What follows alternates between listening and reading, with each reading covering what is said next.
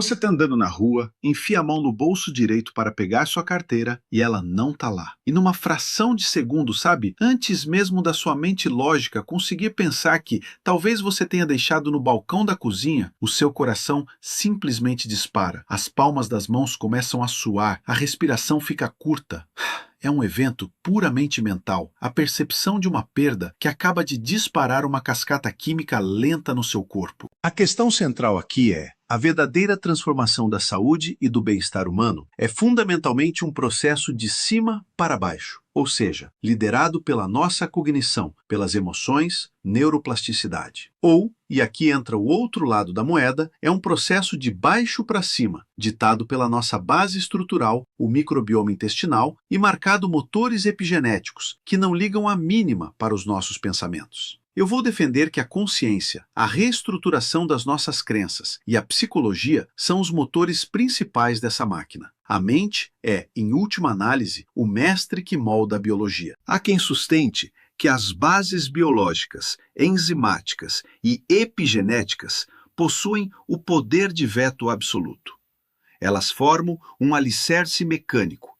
Sem essa fundação, qualquer intenção cognitiva ou aquele famoso pensamento positivo, inevitavelmente cai por terra.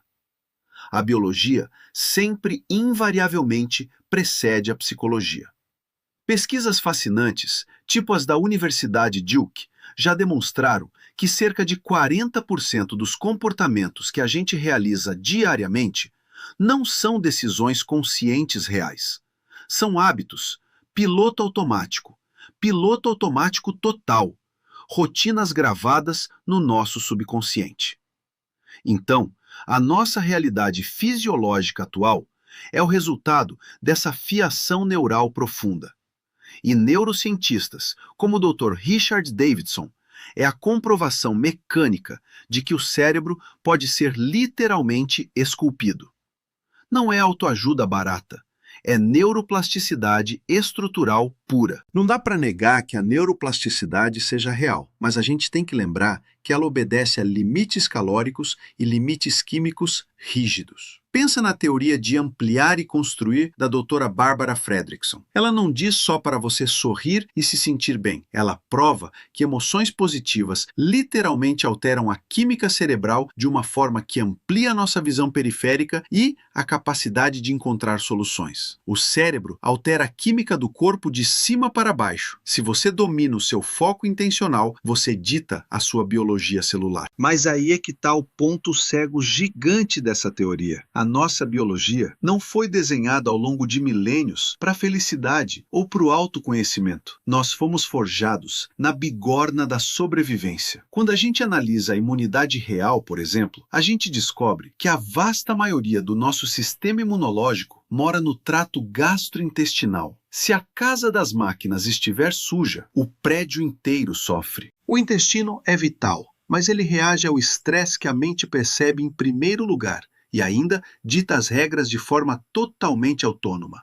Imagina que você ingere uma quantidade excessiva de proteínas complexas ou alimentos muito ácidos todo dia. O seu trato intestinal não vai esperar você sentar e meditar sobre isso. Mecanicamente, o seu corpo vai começar a produzir uma camada espessa de muco para proteger aquele revestimento que é super delicado. Ele tenta evitar uma úlcera química. E sabe o que acontece quando o seu intestino está forrado por esse muco espesso? A absorção de nutrientes despenca, fica nula. Você pode estar comendo os vegetais mais orgânicos e caros do planeta, cultivando os pensamentos de gratidão mais puros possíveis, mas as suas células vão estar literalmente morrendo de fome. Por quê? Porque a barreira física foi comprometida por escolhas puras. Mente dietéticas. Se o intestino está sob esse ataque inflamatório, nenhuma quantidade de foco intencional vai forçar a absorção de nutrientes. O hardware determina o que o software consegue rodar e não o contrário.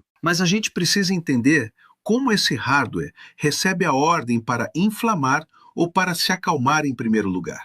A ciência moderna mapeou de forma bem brilhante o papel da ínsula. É uma pequena região no córtex cerebral. A ínsula funciona como um radar contínuo que monitora as sensações do corpo e funde isso com as nossas emoções. A conexão mente-corpo. E a comunicação não é uma via de mão única. A mente subconsciente detona respostas fisiológicas brutais que afetam o seu intestino, o famoso eixo HPA, hipotálamo, glândula pituitária e glândulas adrenais. Imagina alguém tropeçando e caindo de cara no chão no restaurante lotado. O impacto físico dói, claro, mas o dano fisiológico prolongado não vem do hematoma no joelho.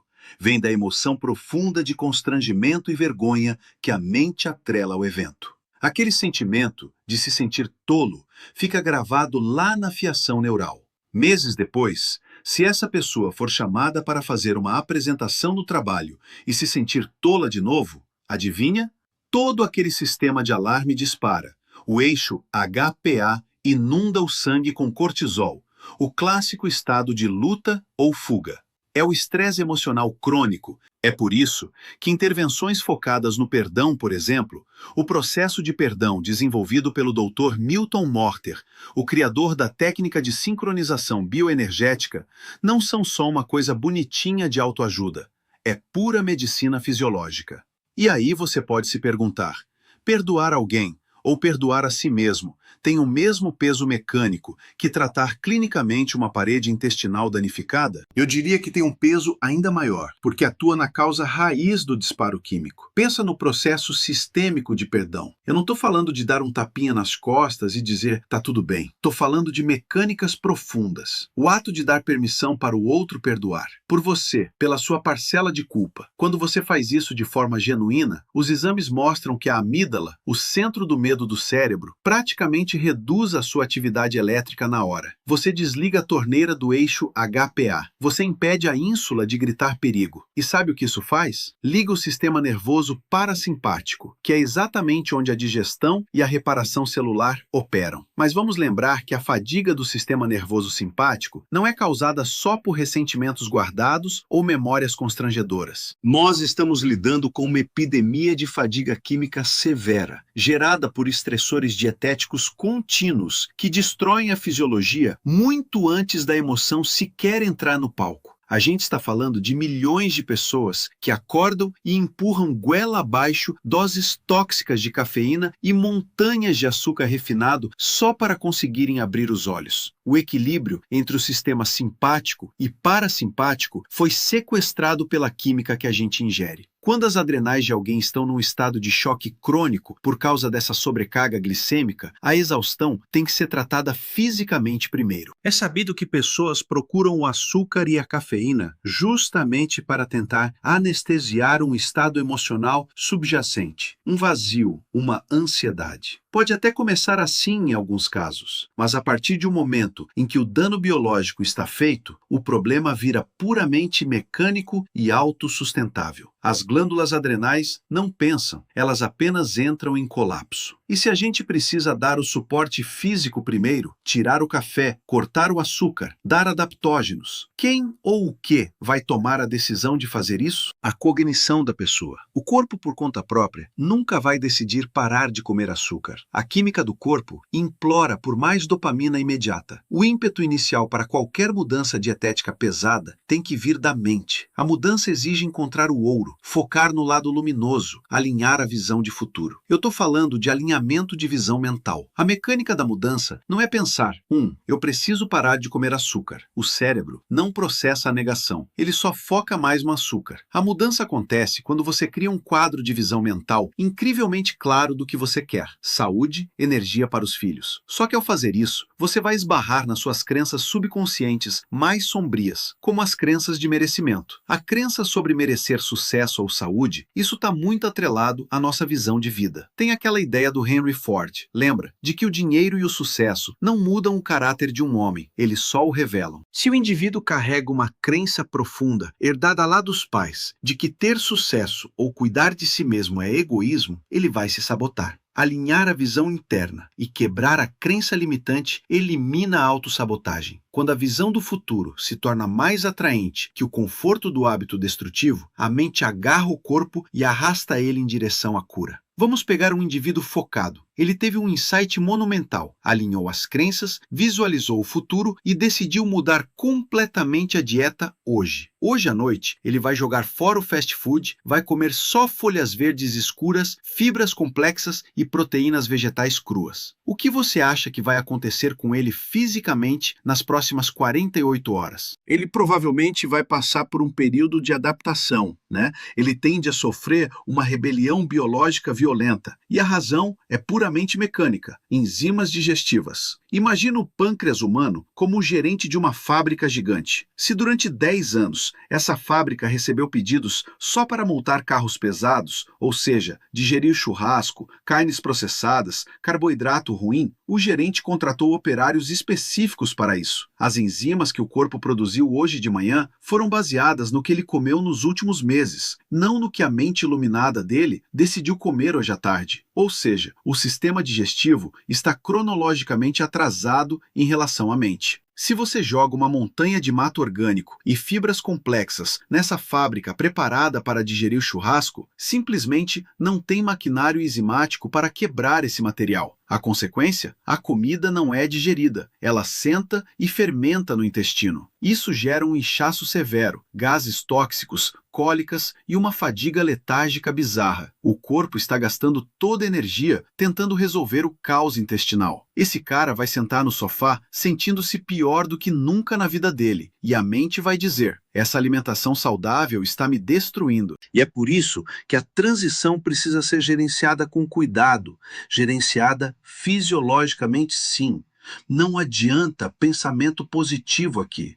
Nenhuma visualização de futuro brilhante vai sintetizar amilase ou lipase mais rápido no pâncreas. Você tem que quebrar os resíduos ácidos e preparar a máquina primeiro. Dar tempo para o pâncreas ajustar a linha de produção de enzimas. A cooperação corporal não é opcional, meu caro. Sem ela, a melhor das intenções é esmagada pela biologia nua e crua. O nosso cérebro também é condicionado pelos últimos 10 anos de pensamentos. Nós herdamos não só as dificuldades digestivas dos nossos pais, mas as reações automáticas de medo e escassez. As histórias de que nascemos fadados a ter pressão alta ou diabetes. A grande ruptura evolutiva humana é que a gente não é prisioneiro dessa herança. A beleza da neuroplasticidade é essa. Quando você reestrutura uma crença e mantém um novo foco de maneira repetida, você força o cérebro a disparar novos neurônios. Sim, rola uma resistência inicial, igualzinha do intestino. O corpo tenta puxar para o familiar, mas ao sustentar a escolha consciente hoje, amanhã e depois, o cérebro reconfigura a fiação física. A neuroplasticidade é a ferramenta mecânica para você não ser um refém do seu passado biológico. E olha, não estamos lidando só com o passado psicológico que você senta e resolve na terapia. Estamos lidando com a verdadeira matéria escura da biologia humana, marcas químicas reais, impressas lá, fisicamente, na dupla hélice do seu DNA. A genética básica é o hardware imutável, mas a epigenética são os botões de volume acoplados a cada gene. Não muda o gene em si, mas decide se o gene que causa uma síndrome metabólica vai tocar no volume máximo ou se vai ficar no mudo. A metilação do DNA é um mecanismo epigenético que regula a expressão gênica, adicionando um grupo metil à molécula de DNA, sem alterar sua sequência original. Esse processo pode silenciar genes e é fundamental para a diferenciação celular, mas também influencia o envelhecimento e o desenvolvimento de doenças como câncer. O que é aterrador e revelador é que nós sabemos hoje que o estilo de vida de um homem, o estresse crônico dele, o quanto de toxina ambiental ele inala, a dieta rica em açúcar, altera ativamente a metilação do DNA no esperma dele. Isso significa que antes mesmo da concepção, o ambiente cria um relógio epigenético transgeracional. O embrião já cresce com certos genes inflamatórios totalmente ligados. Você herda os erros químicos da churrascaria do seu avô. A gente traz a biologia traumatizada das gerações passadas direto para o nosso funcionamento diário. Os cientistas hoje usam relógios de metilação para calcular a verdadeira idade biológica. Uma pessoa pode ter 35 anos cronológicos e uma idade epigenética de 55, por causa dessa cascata biológica herdada e acumulada. E aqui vai a dura realidade. Você não pode desfazer a metilação de um gene supressor de tumor ou reverter a expressão de uma doença metabólica só respirando fundo e, sabe, ressignificando uma crença limitante. O peso mecânico disso é brutal. Desacelerar esse envelhecimento exige intervenções de precisão militar ao longo de anos, nutrição impecável, intestino blindado, ritmo circadiano regulado ao extremo. A biologia profunda tem uma inércia que não se dobra à poesia do pensamento positivo. E como um ser humano normal, complexo, estressado, morando no mundo moderno, consegue executar e sustentar esse nível altíssimo de intervenção biológica consistente sem ceder e desistir na primeira semana? Bem, a única maneira de sustentar um esforço hercúleo desses é através de uma gestão magistral do estado emocional. Sem uma fundação psicológica incrivelmente robusta, na primeira briga de família ou crise no trabalho, essa pessoa joga a nutrição impecável para o alto. Ela volta para a dopamina fácil do lixo industrializado e joga o ritmo circadiano no ralo, com noites sem dormir baseadas em pura ansiedade. As nossas emoções são o volante do carro. O volante é o que guia a neuroplasticidade, é o que acalma ativamente o nosso eixo HPA para tirar o corpo do modo de sobrevivência e, fundamentalmente, é o que permite manter a consistência para alterar até mesmo a nossa epigenética lá no longo prazo. Sem esse piloto consciente na cabine, o corpo é só um veículo desgovernado batendo nos muros. Um volante, de fato, dá direção, mas ele é um pedaço inútil de plástico se não tiver acoplado a um motor mecânico funcional. Se não houver combustível digerido pelas enzimas corretas no seu pâncreas, se a sua microbiota, que é o radiador e o filtro dessa máquina, estiver corroída por acidez, e se os marcadores epigenéticos que você herdou travaram o seu motor. Olha, não importa com quanta clareza mental você gira esse volante, você não vai sair do lugar. A biologia sempre determina o que é estruturalmente possível. A ínsula mapeia a inflamação do intestino e gera ansiedade mental, enquanto a ansiedade mental aciona o hipotálamo para jogar mais ácido no intestino. É um ciclo sem fim. Toda vez que você escolhe onde colocar a sua atenção e toda vez que você escolhe o que botar no seu prato, você está mandando dados para a mesma supervia. As suas escolhas diárias estão ao mesmo tempo religando a sua arquitetura neural e avisando para o seu DNA quais botões de volume ele precisa aumentar ou abaixar. Olha para a sua realidade hoje. A estagnação que você sente aí, será que vem mais da repetição invisível de pensamentos tóxicos não monitorados ou vem da tolerância passiva aos erros bioquímicos que você empurra para o seu intestino todo dia? E o mais importante, qual dessas engrenagens você vai decidir ajustar agora? Caso você tenha dificuldades para lidar bem com qualquer uma das questões trazidas neste vídeo, a técnica de sincronização bioenergética também pode te ajudar muito nisso. É uma terapia simples, rápida, não invasiva e sem uso de fármacos. E que funciona 100% das vezes para 100% das pessoas. E se você gostou deste vídeo, deixa aqui o seu like e o seu comentário. Assim, o conteúdo é distribuído para mais gente, porque o algoritmo entende que o assunto é relevante e nos ajuda a fazer o canal crescer. E se você ainda não é inscrito, se inscreva aqui no canal e clique no sininho para receber nosso conteúdo diário. Para saber mais sobre a técnica de sincronização bioenergética, clique no link da bio ou da descrição deste vídeo e descubra o poder desta prodigiosa terapia do futuro agora no presente, sincronizando o que há de melhor em saúde física e mental para você, para sua família e até mesmo para sua empresa.